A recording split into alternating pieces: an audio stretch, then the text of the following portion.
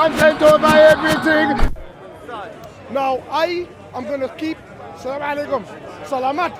زحوالك. كله كويس؟ الله يبارك فيك. زحوالك يا أخي. كيف؟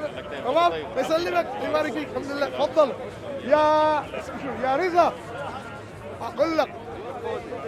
I'm going to speak at this level, and I want to know if it's loud enough, because I can't speak louder than this.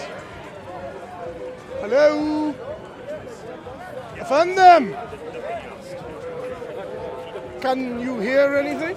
Because I'm surrounded by noise. There's music from the Winter Wonderland, and I will not speak for very, very long as a result of it.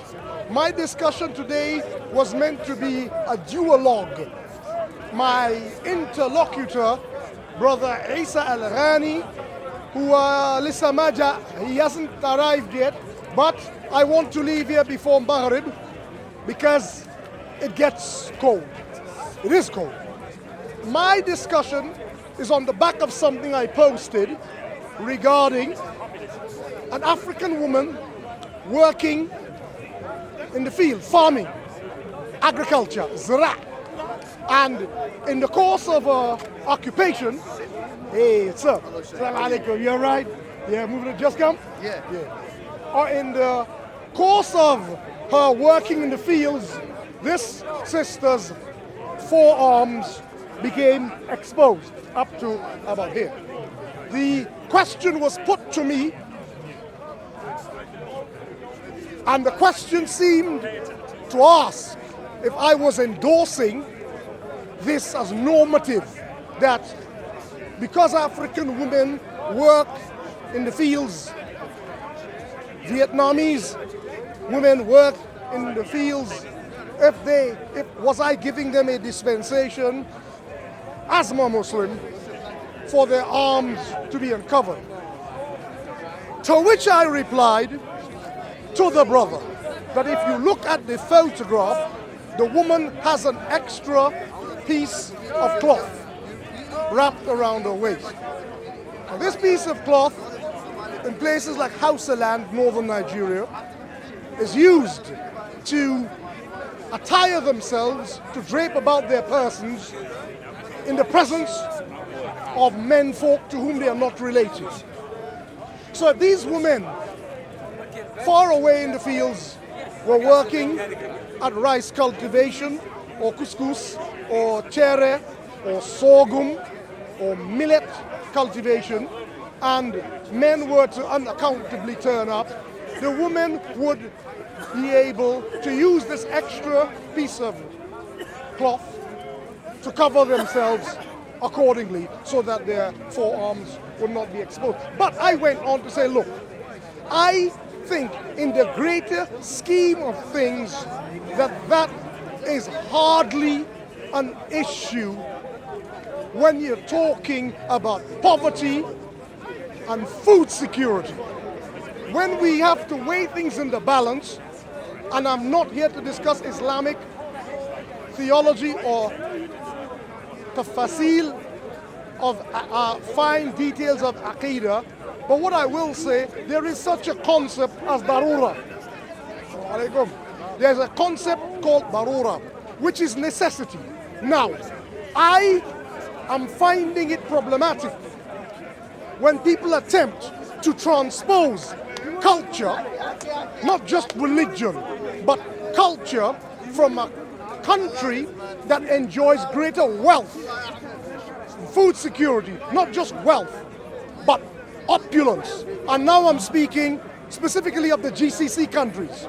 So you have people whose women have the luxury of not working. In fact, they have drivers who can take them from their homes to the nearest shop, which may even be within walking distance. Nevertheless, such is their level of wealth, they needn't dress in a manner befitting work outdoors, for they never have to work outdoors in agricultural fields and the like. So if we see a woman, a Muslim woman from, say, Cambodia, working in a rice paddy, obviously she's not going to be wearing a full black abaya. It would be nonsensical. And if such a woman in northern Nigeria were to be wearing a full African Muslim clothes, but her forearms are exposed in the better to tend to her agricultural pursuits, that woman is acting from the perspective of darura, what is necessary. She does not have a brace of servants at her beck and call to add another cup of tea, another finjan of tea, or she doesn't have a special servant assigned to stir the sugar in that finjan of tea. So we are talking about people who, if they have to work, they have an extra piece of cloth about their waist. If strange men turn up, men to whom they are not related turn up, they often are seen to remove this piece of cloth and wrap it about their persons according to the dictates of Islam. And then the question was put to me, well, where does this come from, this transposition of an impractical culture on a people who have to work?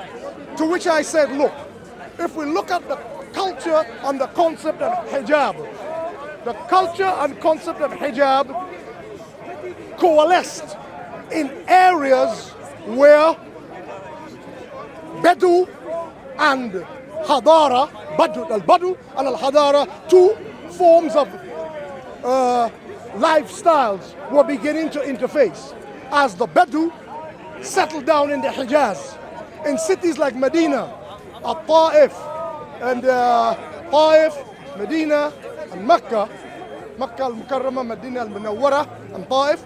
As people began to settle down, they found their women folk juxtaposed in coming into regular contact with qaba'il, with tribes or ethnic groups to whom they were not related and from whom they were estranged. And in such a circumstance where your people are meeting people that they were not entirely familiar with, the concept of hijab was reinforced, a sense of you show the other person to whom you're not related, this is your moral space. You've defined your moral space according to Surah An-Nur. It is written there, I think it is ayah 33 in Surah An-Nur, and I will not quote it for you. We have people far more eloquent that can quote it in Arabic for you, how women should dress. But what I was saying to the brothers, if you look in places like northern Nigeria, where women seemingly expose their arms, it's because they're working. And in those areas where they're working, there are no men around. And if men do turn up, the women know how to attire themselves accordingly. But what I did say, there is a worrying notion of people imposing this in the most impractical of circumstances and the most trying of conditions. And here I was asked the question, where did this come from? And I said, we have to go back in time to when I was like 19. And the Ayatollah Khomeini came to power in Iran. And people are wondering, what the hell am I talking about now? What I'm talking about is an idea that we once called Hanbalism. It morphed into Wahhabism, morphed into Salafism. And I'm going to explain the elision of 1, 2, 3 as I build up this subject. Like I said, I won't be too long today. During that period, a book was written by a guy called Jansen called Militant Islam. And I have a copy of it still. It's the first time in my life I saw a book putting these two words together, Islam and militant. I grew up all my life without ever hearing Muslims being called militant. I never heard the word terrorist. Even the verb radicalize was put together, was actually distilled to refer to Muslims. I had never heard this verb radicalized until the 1990s. But now I'm taking you back to the 1970s, where I grew up with an Islam that knew not any sort of association. When Ayatollah Khomeini came to power in Iran, he actually cocked a snoop directly at the Americans. He directly confronted the Americans. What next step the Americans took was the step that the British had perfected during their years of diplomacy, which is this. The British never would confront or engage an enemy that can be won over by persuasion. If the enemy could not be won over by persuasion, you cultivate dissent within the ranks of the enemy so that the enemy implodes. Failing that, then they just throw caution to the winds and invade you, take over your place. So the Americans adopted the strategy too, which is this. It is clear that the Ayatollah Khomeini is a little bit unhinged. That's how the Americans saw him. This is the kind of guy who will fight back. He will. He does not seem to take, people tend to look at Americans putting on a military display, and you are meant to fear them. This is what military displays are about. When China puts men on the street showing you a march past, when the Americans do it, when the British have their RAF flying in their colors, they are putting the world on notice that they are still a military force, an emphasis on the word force to be reckoned with. Now, the Americans realized that that would cut no ice with Ayatollah Khomeini. So what they decided was this. This man is now posing as the champion of the Muslim world. The Ayatollah Khomeini of Iran in 1979, having ousted the Shah, is now posing, he took some hostage, you know all the story about that, I'm going to go into that, as the champion of, what can we do about this? This man seems to know no fear, and his people are actually behind him. What they did is they went to the Saudi royal family, saying, how are you allowing these guys to wrest the microphone from your control? Aren't you the custodian of the two holy places, Mecca and Medina? Aren't you the people to whom the world should be looking up as the rulers of the Muslim world? It is your duty to put this Iranian upstart in his place. And the best way you could do that, because there was no Saudi king. I believe the king at the time was Khalid. It wasn't, it was Khalid. It would have been King Khalid. It wasn't Abdullah yet. No would have had the appetite for war with Iran. So two things developed at the same time. They armed Saddam Hussein, the West, armed Saddam Hussein to fight Iran. And Iran naively blundered straight into it, believing they had God on their side. And the second thing now is what you call soft power. So you use hard power, use Saddam Hussein as a battering ram. In fact, the word Saddam means to Saddam, the hitter. You use him, yeah, that's what it means. So, really funny. His parents actually named him that. Yes. So they used Saddam to attack, and many Arab countries joined the war, joined the ranks of the Iraqi army to fight the Ayatollah Khomeini. Now, that's hard power. Soft power, the Saudis were advised to produce an abundance of literature on Islam and flood the world with that in order to remind the world that these are the people that should be looked up to when it comes to Islam. So a lot of free publications, more than usual, were disseminated across the world. A lot of new da'i were trained to go out and spread this message. Now, where does this relate to my people? It's black people. Because I always relate this, and I want to make this point before I go further. I am not here discussing Aqidah or theology. I am discussing geopolitics. And the question I was asked is about a woman whose arms were exposed working, and was I endorsing that as normative for a Muslim woman? To which I said, when you're talking about poor countries where people have to exist but on the basis of back-breaking agricultural labor, certain things have got to be done. They don't have servants.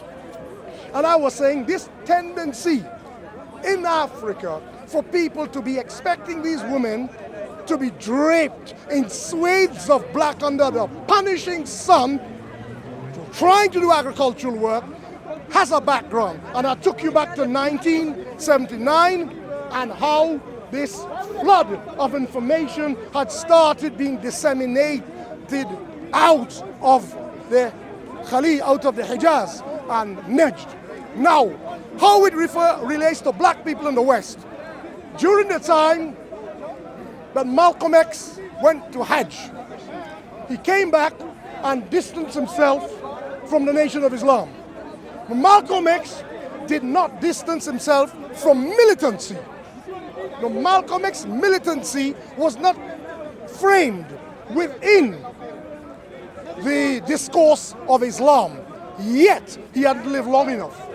Malcolm didn't live long enough to do that. But Malcolm seemed to be going there because Malcolm did not disavow militancy, even though he was now what people call in inverted commas a Sunni Muslim. He was not a Nation of Islam Muslim any longer. What I suspect began to happen is, as far as North America and the African American experience is concerned, there was a lot of information flooding the black community from Saudi Arabia. Later, Qatar, but Qatar is more to do with what is happening in West Africa. Qatar comes much, much late into the picture. First of all, it's Saudi Arabia. The information that was flooding the black community, now, it's all good information, but you have to understand a people where they're coming from in their history and what they are able to do with this sort of information. This is what we need to understand. Who are these people who are being told that this is the best, the truest, the purest form of Islam, and only in this manner should Islam be adopted, otherwise you're not a Muslim at all. You're talking about a people who for 400 years had been distanced from their culture and had spent about a good half a century trying to find their way to Islam through the Moorish Temple of Science, through the Nation of Islam, through the Five Percenters, through the Ansarullah, to various heterodox movements. Eventually, they found their way to what we call Sunnite Islam when Walis D. Muhammad Warithuddin, Imam Warithuddin, the son of Elijah Muhammad, took the Nation of Islam, a large number, not all, because some of them are still with Farrakhan, took a large number of the Nation of Islam into Orthodox or Sunni Islam. Now, they still at that point did not disavow their militancy. They still, and what was developing was a brand of Islam that was indigenous as Islam in Indonesia, as indigenous as Islam in Pakistan. People who are beginning to find their own sense of self-confidence within the religion, who do not feel answerable to any other, do not wait for scholars to come from a particular country to tell them about Islam. I'm going to do a bit of a striptease right now, so do bear with me, and I am going to present you with a book I showed people last week. What happened with last week is that the book the title did not come up clearly enough on the thingy bob, so I'll read it. These people are an interesting people. You may have heard of these people before. The Tuareg. Now, the Tuareg, this book is called, because if it doesn't matter, the book is called The Tuaregs, Their Islamic Legacy and Its Diffusion in the Sahel. That part of Africa where you're having all these problems today, partly with Boko Haram on one end, from the other end is Ansaruddin al-Qaeda in the Maghrib, and all that region. This is where these people live. And the Azawad movement emanates out of these people. Now, the word Tuareg is often used when you to refer to these people. Nowadays, they call themselves Azawad. And they say because the term Tuareg was almost an insult that the Arabs imposed on them, from the verb taraka. Taraka, Tariq, the one who abandons. Like in the hadith, man taraka an salatin, the one who abandons his prayer faqad kafar. So he has the one who abandons. So the Tawareg, plural, Jama'ah, those who abandoned Islam. But apparently, that is not the meaning. But it is this tendency, it's what I call cultural imperialism. When people give you a name, which is not your name, if you decide that you will accept the religion on your terms, then they give you a name. Now, the word Tuareg, according to this writer, has an alternative meaning. So for the sake of balance, there's a region called Targa. There's a region called Targa in the heartland where they come from, and instead the word Tuareg actually comes from the plural of Targi, the people of Targa. Just like the town that was ethnically cleansed in Libya after the fall of Gaddafi, the town of Tawarga. Similar, they are mostly from this ethnic group and other black people as well. So why am I producing this book? And why am I talking about that when I'm supposed to be talking about the Ayatollah Khomeini and militant Islam, and then it's the Americans encouraging the Saudis to produce a brand of Islam and flood the West with it to outflank the Iranian Revolution. I'll tell you why. And I don't want to go into doctrine. I don't want to do this, but I will just say this quickly and back out of it. One of the teachings of Salafist Islam is that as long as a ruler allows you to establish the 5 daily prayers, you should not attempt to depose him. Now, very often people get upset because there's an elision between Salafism and jihadism. Now, in the Western media, when people use the word Salafist, they often mean the two. They put Salafi and jihadi together. Now, you have Salafi, and you have Salafi jihadis. I know that for a fact, because right in this park, when the Salafis took over in the early 90s, hot on their heels came the jihadis, right in this park. The jihadis came. So the jihadis said to the Salafis, check it out now, because the Salafis were telling us our trousers, our thobes are too long, and our beards are too short. See, my beard is long, but I did it like a Sikh, so I'm a kafir because I followed the kuffar. Nah, listen, yeah, I got time for foolishness, right? I've been a little fun. But what I'm trying to say is this. So they came and they had fights with us. And I told Brother Khwaja, we used to be doing the dawah in the park here in 1990, up to 1994. And they came and instead of having beef with kuffar, they had beef with Muslims. I said, brothers, let's back out. Huh? You see, payback is a mother. Soon after that, the jihadis came. And the same way they wanted to beef with the jihadis, beef with them. So the jihadis said to them, all right, my beard is as long as yours. My trousers are as short as yours. What next? So the guy said, well, he said, no, what next? And I said, you see, that's the problem with this thing. Once you start rolling this damn thing down the hill, you can't stop it.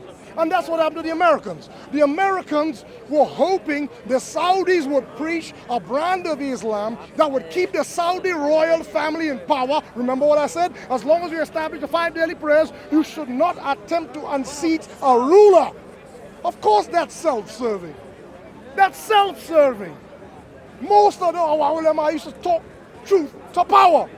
Imam Malik, all them, they stood up to rulers. They spoke truth to power. But they're trying to push a narrative where leave rulers be, leave them be. Now wait a minute. Wait a minute. What happened was this. The kind of Islam that was we've been encouraged to adopt is pacifism. Concern yourself about your beard. Concern yourself about the length of your throat. Argue amongst each other about stuff that is important. I'm not saying this stuff is not important, but there are other things to only discuss this to the exclusion of those things. I'm saying you should discuss them all. I'll tell you how I know that. I have problems with my joints. I'm not talking about joints. And I know the tiniest little bit that goes wrong, you can't walk. And so the Salafis have a point. The details are important. The details are important. But the big picture is important too. But they're telling you, the Americans went and told the Saudis, keep them focusing on small things. And that will make them argue with each other. And Islam in the West will not present itself as a formidable force. All we had to do in this country is keep doing the dawah we were doing here, and people were becoming Muslim like this. I just walk like this in the street and people will follow me to the central mosque. I'm telling you this. But no, they wanted us to become purist, which in theory is a good thing. So people became Salafi, and they started going into people's mosque with their shoes on, just to prove that it is not haram to pray with your boots on. Mud under your boots. The people just vacuum their carpet, and you want to prove a point to your elders. That's not how you do it. So I said to my brothers, don't beef with them. They're going to get tired. They're young. They're going to get tired. The Salafi jihadis turned up and started a beef with them, and then started calling them cowards. That is Islam. What's the most important pillar of Islam? Salah. And what is the top of it? Jihad. And got them like that, put them on the rope like that. Me, y'all may know this is the first time I'm discussing this. The first time in this park I'm discussing this. Because I was asked to.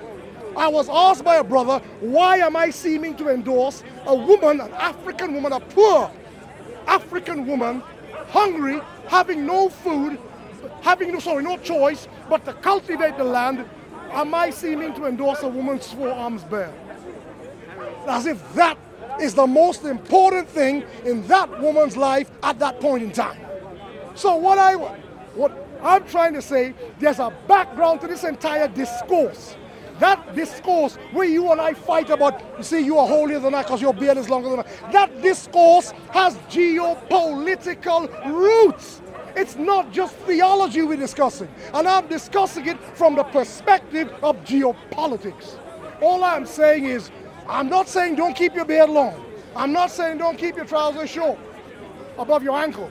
What I am saying is, understand that you have bigger concerns, and this is us being part of a great game that's being played out. Sunni against Shia, number one, and then African Americans who are new in Islam, whom they don't want in America to present as a formidable force. Keep them passive. Keep putting drugs in the community and keep them trying to deal with that problem. That's cool. But keep them like a mop. You're a mop. They keep pouring filthy water. I'm not saying you shouldn't take care of drugs in your community. That's what we're here for. That's what we used to do. But we have to understand who imports the guns and the drugs and turn off the tap at source. They don't want you to do that. They don't do that bit. Just do the bit where we attend to drug rehabilitation and deal with the problem of telling young people, put the guns down. That's good. You see, when you give a talk like this, people think you're supporting only one side. And I'm trying to tell people, I'm looking at both. Yeah, we need to tell young people put the guns down, put the drugs down. But we need to go and say, who is importing the drugs into the community? Who is importing the guns into the community? When you start doing that, you become militant. So people like Malcolm X were feared because of that. What they wanted was a brand of Islam preached in America to keep the people passive, like Christians, like they were when they were Christians, but also in the rest of the world. It was a way to keep the Iranians in their place. Now I bear no candle for the Iranians. I bear no candle for the Saudis. I'm on the side of truth, and I'm looking at how things worked out. I am not here to discuss the merits or demerits of Shiism versus Sunnism. I'm not here to do that, because that's what they want us to do, fight over these things. Like they want Salafi and Jihadi to fight over whether we should have Jihad or HT, whether we should establish the Khilafah. They want us to discuss these things. I'm saying that we were doing the work in this town, and organically, if people had followed what we were doing, our lobby would have been as powerful and united as the Jewish lobby in America. And this foolishness that happened with Jeremy Corbyn would have never happened because he misunderstood the picture, thinking because Muslims support him, and you do a counting of heads, there are more Muslims here than Jews. There are many, many more Muslims in England than Jews. So he felt perhaps if he acted a little bit pious and a little bit detached, the Jewish problem would go away. Because at the end of the day, if he showed too much concern, and I'm telling the truth, if he showed too much concern for them, he might alienate the Muslims. And he was counting on the Muslim vote. Truth is, Muslims don't vote. Muslims are young people. His base were young people and Muslims. Neither of them vote. They don't. Muslims might vote if Mariam watching, I'll go vote. But if a bunch of them together, astaghfirullah, that's haram. Voting is haram. Muslims don't vote. Young people, I was on the train. How you doing, sir? Young people who are on the train. Young kids about, I don't know, 20, you about 20? About that age. They jump on the train laughing, jacking and joking. And then it was the day of the election, after he lost. And then they picked up a copy of the Evening Standard and said, hey, what, he lost? And I'm looking, I almost went across to slap them. I said, young English kids, and y'all are what you call the metropolitan elite, the kind that it was said voted for Corbyn, and your asses didn't vote. So I'm saying Corbyn miscalculated. He counted kufis and kippas, and he thought that he would get the Muslim vote. Now, what I'm trying to say is, I'm surprised at the strength of the Jewish lobby in this country. I was shocked. I expect that in New York. You don't have a joke, they call it New York. That's a joke. I expect that in New York. I was not expecting, this is about 215,000 Jews in the whole country. Not just London, the whole of this country. They are not more than 250,000. Look how they twisted that man's hand behind his back. Look what they did. They can do that. That is power. That's the kind of power Muslims could have had in this country instead of HD fighting with Muhajirun, Muhajirun fighting with everybody else, you know, Salafi fighting with Salafi, Jihadi fighting with Salafi, Ahlul Sunnah, and all the rest of it. Fighting each other and getting nowhere. I am saying, and I'm not even calling, I'm not even going anywhere near he turned up. You see, put him on blast. He's here. I'm doing your subject because you're late. Assalamu alaikum. Good to see you. I'm doing your subject. You missed the whole bit of it. I ain't going back over it. Where was I? Hit me. Bring me back. Yeah, all this infighting that was going on here. All we needed to do, this guy's young. They just got here. They don't know what we did in this town. They don't know, and young people are rude. I can't stand rude young people. They come and they always know better because they beard longer. You know kind of people? I can't stand them, right? We did the work in this town, and all we have to do is keep on doing the work, and people who are converting in droves. All of a sudden, Brother Khaja stands up there, giving his dars, his bayan. People like this gathered around Brother Khaja. I'm going to give him a shout out because that brother broke his back in this place doing dawah in all weathers. Brother Khaja Abdul Mutakabbir. Good brother. He has a back problem, he can hardly walk right now. So I gotta give him a shout out. He used to stand there. He succeeded Muraduddin, the American Imam, whose son Nasser Abdul Nasser died, his son, the father died and then the son died. They used to do the dawah here. Then Brother Khaja did the dawah. Brother Khaja was here. We here doing the dawah. Big crowd gathered. What year was that in? This is about 1993-94. A Salafi brother. I'm going to call it out. Come, I wasn't going to do this. What's his name? Amar.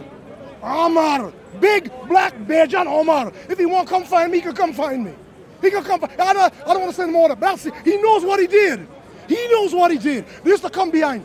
That brother they're speaking is a bid'ah merchant. His exact words. Wallah uqsum billah. His exact words. The crowd is here. He's behind the crowd. He's a giant. He was 6'5". He was 6'5". He was an ex-boxer. Behind the crowd, pointing at Brother Khaja, doing the job, doing the dawah, shouting, that is a bid'ah merchant. The crowd turns around. It's like, look at me, look at me, look at me. The crowd goes back this way. After a while, I said to Brother Khaja was leading Asr prayer here after. Brother Khaja said, Brother Juma, I can't concentrate. I'm literally thinking what to do to that dude. I said, no. If it's gonna go this way, let's done with the dawah. Leave it, leave them be. They think they're more righteous than we are, allow them. And I wasn't gonna say any of this. You have to make bayan, but I would right? I'll call his name because he knows what he did. 100%. And he was, he's a giant, he was an ex-boxer. He's a giant, and not only him. People like him used to go around punching Shia. Black Shia, they ain't gonna touch Iranians. Black brothers who converted to Islam, they go around, I hear you, I was like, what? They beat up a guy who wasn't even a Shia. They beat up a guy. He was not even a, now what I'm trying to say is, all this is detail I'm giving. So let me come back out of this. I like to do big picture. All of this was unnecessary. But maybe these are growing pains. When a new movement is in town, it puts people on notice that it has arrived. And maybe with the benefit of 20 years later in my life, I should be able to say, yeah, I see the context in which this sort of behavior took place. What I'm still saying is, the brother asked me to have a discussion about the roots, the geopolitical ramifications and roots of Salafism as it impacts on Africa. Up to the time you arrived, I discussed it in the context of the African American. Right. And us, the converts, the Afrosphere in the West, the diaspora blacks. I discussed it in the context. Now, if I take that into Africa, it's basically an extension of what I've been discussing here for the last, how long? I've been here more than half an hour. So it's more of an extension of that, which is as I was saying, we were talking about the woman with her arms there, and you commented on it, right. And I said to you that, and we both agreed about Darura, about where there is necessity, the person to feed themselves, all she need do with the approach of the strange men, well not strange men, the kuffar don't ever strange, men to whom she's not related, not strange with 6 heads and 5 feet, but all she needs to do is take her, cover herself up, and move accordingly. Now, what I was saying is I want to go back into the roots of this problem in Africa. And I was looking at this book about the Tuareg and their Islamic contribution, how it did not compromise their identity as Zawad, they're calling themselves now, but Tuareg, until very recently. Until very recently, two countries are competing for influence and hegemony in that sub-region, Qatar and Saudi Arabia. It's not just Saudi Arabia anymore. And that's why Qatar has beef with Saudi Arabia. The beef is not, one is little brother, one is big brother. Qatar is a tiny, like a thumb. It's like the thumb in the whole, it's smaller than that, but that to the whole. Well, Saudi's the bigger brother in that region anyway. Well, yeah, but they don't like the fact that if you compare in terms of population and wealth, I think they're level pegging. Yeah. In terms of, even despite the discrepancy in size. Currencies. Yeah. So what you're having is a situation where, like Israel, attempting to carve out spheres of influence in Africa, and that's what people hate. When I say Israel, everybody, yeah. When I say that about Muslims, everybody upset. Everybody doing the same thing. Malaysia has oil plantations in the Congo. They messed up their rainforest and they're messing up ours. I love Malaysia. I love what they stand for. But they gotta stop doing that. I can call it out. It's the truth. I love Indonesian Muslims, loveliest people. They gotta stop doing what they're doing to the people of West Papua. They gotta stop doing that. Right? You gotta call it out. You gotta love your children and then call them out too. Otherwise you don't really love them. So what I'm saying is, when you look at the situation in West Africa, West Africans are becoming incited to violence in the name of purism. In the name of purism. So you have people, I'm not even going to talk about Ibrahim Zakzaki and the Shia movement. I'm not even going to go there. If the black intellect wants to talk about that, he can discuss that till the cows come home. I ain't going to touch Ibrahim Zakzaki. I'm talking about Muslim to Muslim, where people come back from studying 3 years and they meet elders who learned their Islam under a tree, under a baobab tree. Talking about graduates though. Yeah. No graduates take 6 years. It's a 2-year or Brother, 3-year ma'had if in these Arabic. guys have studied already in Africa, they have fewer years. It's the converts from the West who do the full 8 years. People from the West do the full 8 years. But those in Africa who already have They already have ijazahs, yeah. they just go and they get they get the language down like that and the definitions down and they come back. The problem I have is the attitude. They're driving a wedge in their rudeness, lack of respect. see, They're that's- driving a wedge between themselves and their people. What they need to learn is, I know we talk about Sheikh by age and Sheikh by wisdom, but a lot of these young people don't have wisdom. They do not have wisdom. So they approach teaching in a very dry manner with a hard sticking to the letter of the law without the spirit of it, and they create problems for centuries. People like the Jakhanke in West Africa, among the Manding Jula, have been teaching Islam in a manner that is consonant with the needs of the people. They would establish, like for example, the town of Kong in what is today the Ivory Coast, Cote d'Ivoire. They will establish a town in the forest. These are Mandinka people from the Sahel who moved into the forest. They would go about teaching, and the great Caribbean polymath and scholar Edward W. Blyden explains them as follows, because he worked with them. He was a Christian missionary, but he went among them, and having watched them work, he wrote a book called Mohammedanism, Christianity and the Negro Race. And the basis of it, his thesis was, Islam is a better religion for black people. This was a Christian missionary. He said when he looked at the Jakhanke, they would go, or the Manding Jula, they would go into an area, set up a market. They sell, and they sell to the people at a reasonable price. They establish right next to the market a mosque and a school. In that school, the children of the Muslims were welcome. They did not impose Islam on them, but they showed them good example. They showed them what it is to wake early in the morning, have that discipline. They showed them what it is when you're not drinking palm wine. They showed them what it is when you're not giving over yourself to your lusts. They showed them that. I'm not saying that all Muslims behave good like that. I'm not going to pretend that we all angels. What I am saying is people were converted to Al-Islam by that kind of example. They didn't run around telling the people, what you doing with tribal marks? What? Haram, ya akhi. They didn't do that. They didn't do that. You know your people, dagiga. You know your people, Jalin, T, or H, Dungulawi, Mehadashir, Mehadashir. You know your people. Right? It's only now maybe people get up from Turabi, from Turabi time, maybe want to get up on them, but they allowed them, and the people were Muslims. There's no problem with their Islam. All of a sudden, Turabi and Bashir came and told the people, and the people reacted by saying, so wait, you mean all that time since the 8th century we were Muslims?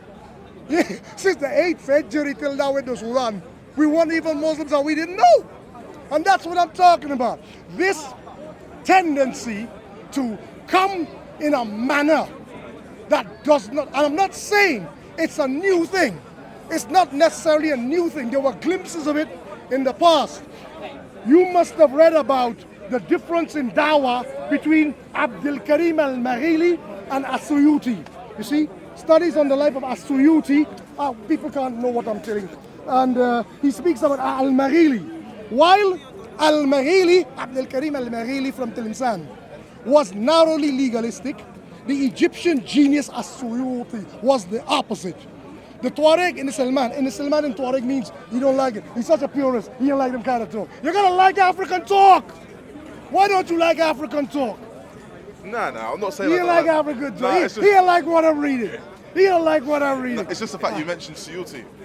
Why do we not love Suyuti? No. I don't go into details about these things. Right? What I'm trying to say is this. Islam will come to a people, and as you know, people don't accept everything or do everything at once. Yes. They get there, and the best way they get there is by your example. 100%. If you start this top-down bullying people and telling them if the woman is wearing black, if they don't look like Arabs, then they're not Muslims, then you're cutting people, man. You're destroying people. My whole argument from foundation. No, we weren't arguing. Why are you calling it an argument? Not an argument. We weren't arguing. We were good. The point was because the brother was saying My thing is, people Yeah. often use Salafism Yeah. as a scapegoat Yeah. for the problems of black Muslims. Now, personally speaking, all the behaviours that you described from so-called Salafi brothers Right. is not Salafi. Right. The Salafiyya is, by virtue of the actual term itself, the example of the Prophet and his companions. Sallallahu alaihi wasallam. Like I was saying, there is an illusion. You saw me write it to you. Yes. And people often blur the distinctions between jihadis, and especially Western media. Right. The Western media actually doesn't know the difference between a Salafi and a Salafi jihadi. They don't know the difference. So they put them together. Now what's beginning to happen? People like Boko Haram are being called Salafi. Right. Which Because I think you got situations like that. Right. Now what I am saying is, however, there is an illusion. There is a domino flow effect towards it. I've seen it, and I believe, and this is my contention, which you missed, I explained it. I believe America is responsible for encouraging the Saudis to flood the market with a particular brand of Islam to keep black people in the West passive. Do not attempt to unseat your rulers. Don't confront leadership. Don't speak truth to power. Just keep praying your 5 daily prayers, go your bed long, and keep your thumb short. They got the people on that. They're keeping them on that. And you're going stuck on that, and you're not really transformative. You need to be transformative. You don't have to be violent to be people want to say, now I'm talking jihadism. You do not have to be violent to be transformative. We were doing this work before y'all Salafis turned up. We were doing the work. We were doing the work. It was good. It was happening good. People turn up and they want to be more Catholic than the Pope, more Marxists and Engels, and more Muslim than the Ayatollah. I don't know which Muslim they call, right? But this is what happened. People want to go further. I understand it.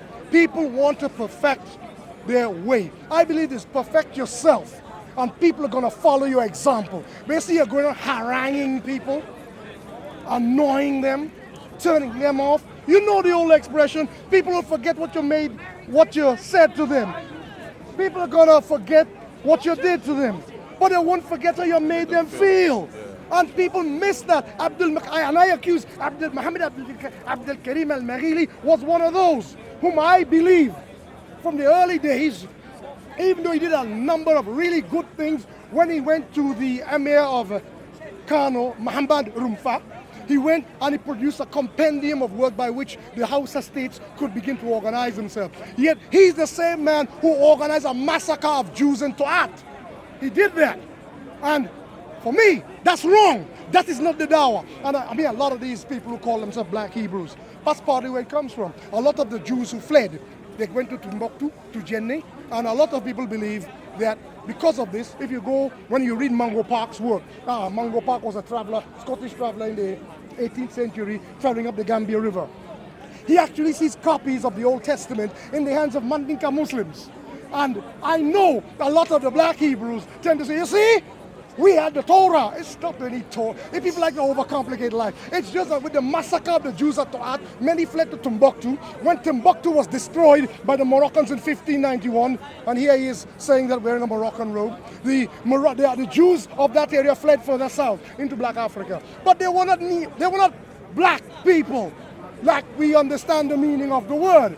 You know, so that's a sidebar. My main point was to say there's a geopolitical background underpinning all of this, and we converts are fertile ground because we believe we are tabula rasa. We believe we are the clean slate.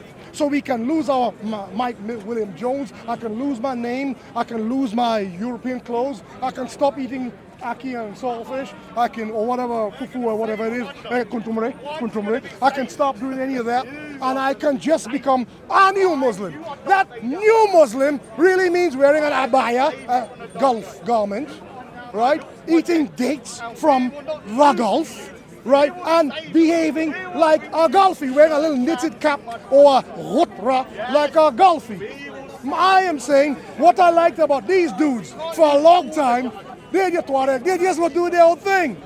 They did their own thing. They said, listen, you can't teach us about camels. We got desert like you got desert, or we have camels like you. You can't bring numbers. And in a sense, up till very recently, the Somali was saying the same thing. This thing with the Somali, this Salafi jihadi business, is a recent thing. And it comes from actually the chaos and the disintegration with the fall of Siad Barre and the poverty and the Maja. There was a famine in the country in the 90s which brought a lot of young Somali into London and into Minnesota and into Toronto. I know about that time. I'm old enough to, I knew when the only Somalis here in large numbers were in Tiger Bay. The Cardiff, they went from 1900. They were the large numbers. You had the odd Somali about. But in the 90s, people who are about your age now came as kids. Right? And that's when the Saudis started funding the Salafism and the jihadism in Somalia. And it only made it, to me, it only made it worse. It made it 100 times worse. It made it 100 times worse. I was just gaslighting him. I'm speaking to a microphone. Come now, I'm speaking to a microphone. I'm going to done this Maghreb anyway. And you missed a bit of what I said. No, but we definitely. Shall I recap? Because what I don't want to do is I don't want to leave it on a platform, because I've been accused of it before when speaking to Leo, that I didn't clarify some of the stuff that you're saying. Yeah. So it sounds like the objection that you had is of the character of so-called Salafi people. And no, cultural imperialism and geopolitics. Right. So it's more. It's not just that. Right. That is the micro picture. Okay. The macro picture is a geopolitical alignment with our people, with Saudis who call us niggers. Flat out! Flat out! Hey, you want me to put it flat? I'm going to drop it like it's hot. I ain't lining up to get my people kindly disposed to any, my daughter coming up to say she want to marry some guy whose family call her Negroes. No! No! So then let me try and my best effort to debunk that. I myself am a Salafi. I know you are. Right. So that's long enough, you're in trouble. That's my foundation.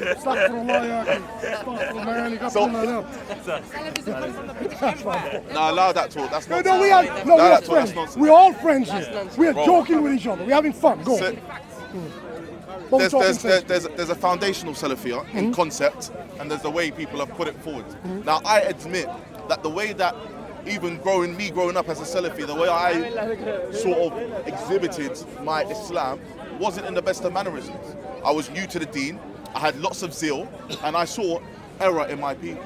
And we can go back to, for example, the Mandinka, who had Islam for however many years, not the Salafi kind, but we find with them that they had issues with, for example, sihr. They had this synchronicity within them where they would go to the. Let me tell you something. The Marabouts of Senegal go to Saudi Arabia. I've lived there for 3 good years. The Marabouts are like Sufi. What do you call a Marabout, man? A Sufi. Don't say sect. Don't call names of. Yes. All the Saudis go to them at night quietly. They go to them at night. Don't get it twisted. Those same people who preaching to us about Islamic purity, those same people, when they got worries, when their wife leave them or they're impotent, they go to those people. I've seen it in Jeddah. I've never heard an example of, for example. I don't want to call names. I know bodies. I know where bodies are buried. I'm going to call their names. Sheikh Ibn Baz, Sheikh Ibn Uthaymeen, Sheikh Fawzan, Luhaydan, Sheikh Rabi'. Come into the camera, bro. Don't spray stuff because you don't know. What's Sheikh Rabi's position in the government? What's Sheikh Rabi's position? Brother, I'm asking a question. Stop gunning. Stop gunning. Sheikh Rabi, stop gunning, bro. See, this is a joke. We talking about mannerisms, right? And the people, when you refute their batin, they come forward. Tell us what position Sheikh Rabi has in the government. Brother, I'll ask you a question. Are you going to answer my question? Are you going to answer my question? Brother, Sheikh Rabi, what position has he got? I don't know. Sheikh Al-Albani, what position has he got? That's what I'm saying. I just said the Albanian Sheikh. Sheikh Al-Albani literally means the Albanian Sheikh. Sheikh Albani, what position did he have? Sheikh Albani, what position did he have? So there's no rubbish, brother. You want to tell rubbish. I think he knows. I think they know. They know. So what? So you're talking rubbish. Leave it doesn't matter. Come to the. All right, I think it's time for me to go. Respectfully, you're talking rubbish. You made a claim which is a lie, and Allah's gonna call you to account for your lie. That doesn't matter, bro. I don't care, bro. You can say whatever. If you are Muslim, you're born Barton, bro. If you're saying that, yeah, if you're born Muslim and that makes you better with your false accusations, you have to, bro. Listen, anyway, I'm not gonna address this, brother, because he has nothing good to say, right? So the point that I brought up with Sheikh Danjuma was regarding Salaf. But the point was regarding Salafiyah. One of the brothers was saying how Salafism has entered Africa and made the people docile, made them forget their identity. That I'm saying, me as a convert, I'm not a born Muslim, but as a convert, someone who grew up in Salafiyah, I know Salafiyah doesn't call towards bad character or bad action. Salafiyah actually is Islam.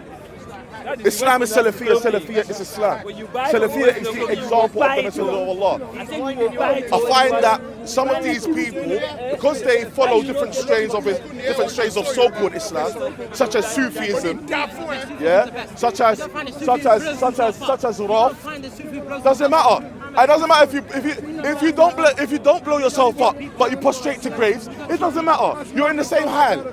He might even be better than you. This is not. Sheikh Eesa, it is Maghrib. I'm going to leave. I had intended to leave at Maghrib. Now I understand what you and I have agreed on social media before we got here. What I am saying is, I said to you, like, I don't discuss theology and Aqidah. What I discuss is the geopolitics and cultural imperialism. That's what I discuss. Yes. I discuss culture. Which is clearly. If young Pakistanis want to suddenly wake up and think that they're half full and the only way they can fill the other half is by being Arabs, that's not my problem.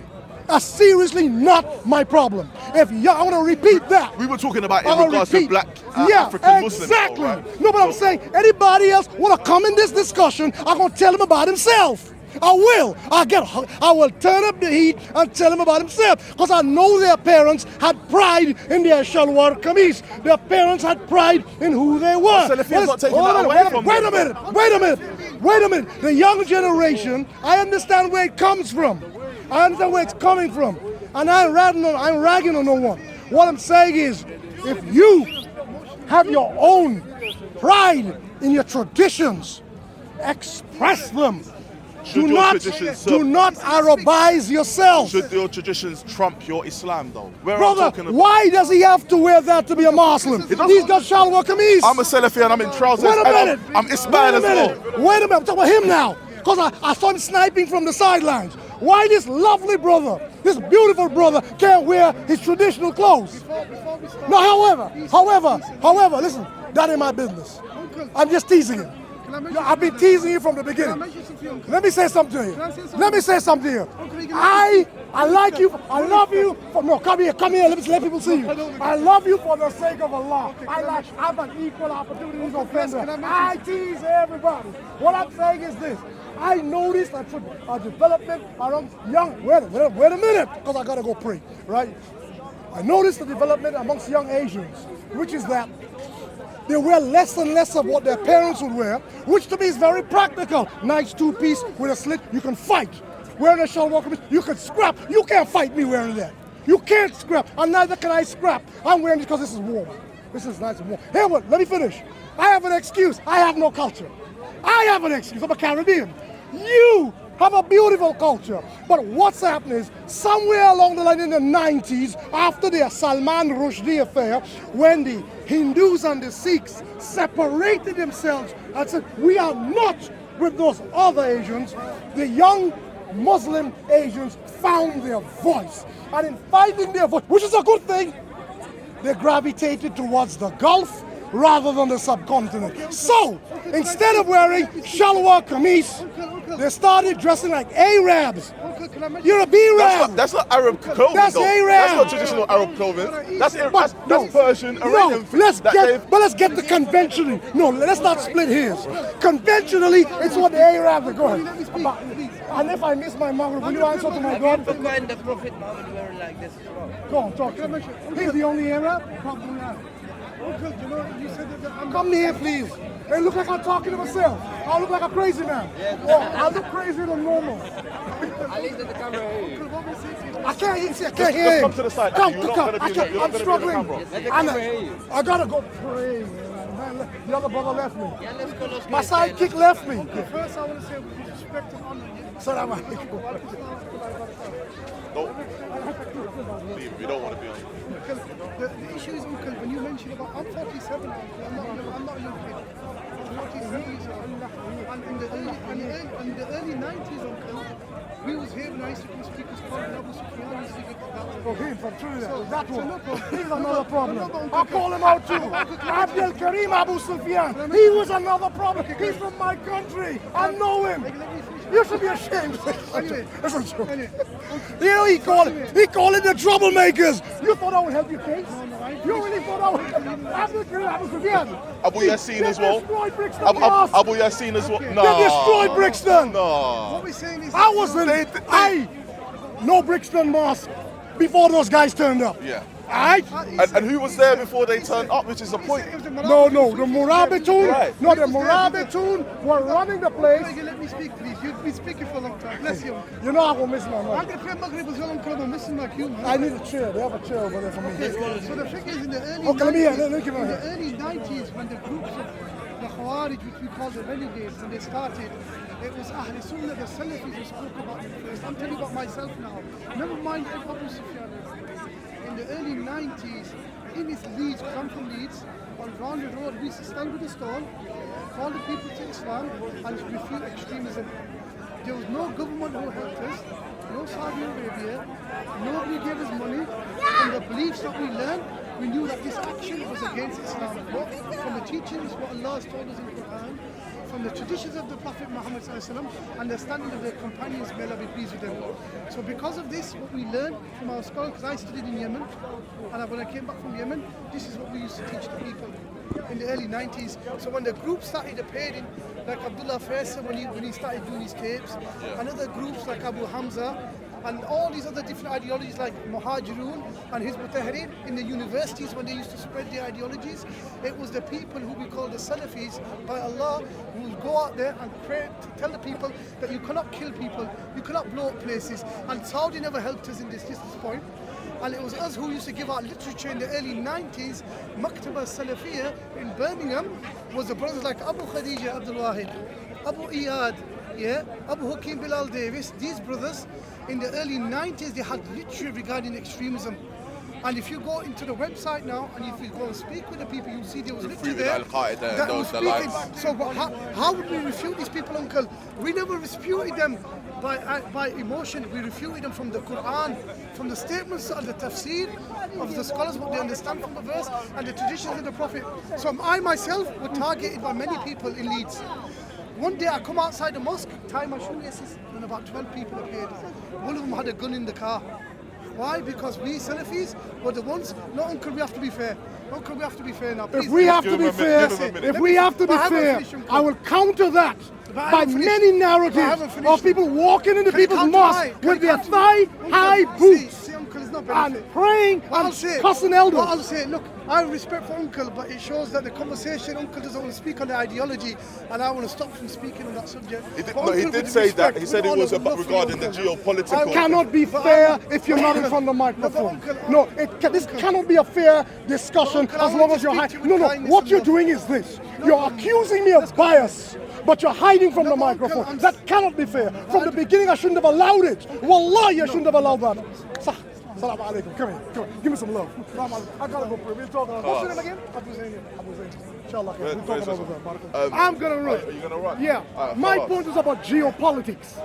I really did not intend to descend to personalities. Right. My talk was about cultural imperialism and geopolitics. And I believe, in particular regard to the African continent, Salafism and jihadism is robbing the people of who they are. And I think that's a very, very bad thing. I think the Islam they had before was a gradual process of acquiring Islam on your own terms. I believe if you start dumping something by force on the people, they suffer from what you call culture shock. And when people do that, they resist, they buck the doctrine. They don't want any part of it. If you give me 30 seconds. So my point You're was... turned up late, huh? You turned up late. My point was, I understand the geopolitical part, but what I also disagree with is Salafia entered these places and corrected many who felt, and I feel they felt they had Islam, but they really didn't.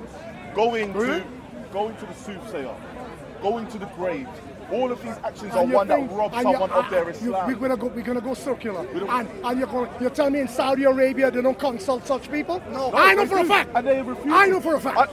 Saudi Arabia is not free. So let them take out the mote from the beam from their eye before they take out the mote from other people's eye. Assalamu alaikum. Thank you all very much for your kind attention. But Maghrib calls. Reza, I'm gonna pray, yeah. I gotta go run. You coming with me?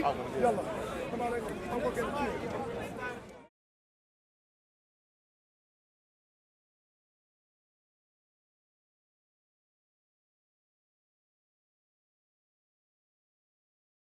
Even when they tried to crown him, he refused to be crowned, didn't it? He was more than a king. He was, well, yeah, he was more than a king. But in the scriptures, he wasn't crowned. He was named a king after. Yeah. They said, okay, this is the king of the Jews. Like Amanda said, yo, me I gotta still give you reverence because you do some good work.